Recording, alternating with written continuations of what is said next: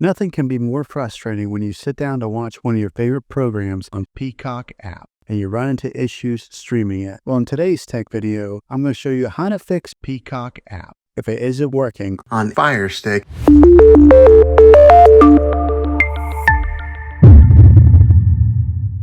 Let's see if we can fix your problems and get your Peacock App back up and running as quickly as possible. The first one, it's the easiest one to try, and that's to unplug your TV from the wall outlet and wait 60 seconds. Now, don't be impatient here. Wait the whole 60 seconds, then plug it back in. This is very different from turning your TV on and off with your remote control. This is what we call a hard reset of your TV, so make sure you do this method. If that doesn't work, then find your router that is giving you Wi-Fi and unplug the power to that for 60 seconds. Then plug it back in. If it fixes it, great. If not, let's go ahead and move on to the next method. Try deleting Peacock App on your TV. Go to wherever the apps are located on your system and remove the app altogether. Then reinstall Peacock App again. After you reinstall it, you might have to log back in with all of your credentials, but hopefully this will work. And if that doesn't work, then I recommend buying an affordable Roku stick, Fire Stick, or Apple TV 4K and plug that into your TV and use that as your main streaming player, and you'll be able to access Peacock App that way. I'll put links in the description down below of where you can get one. There you have it, folks.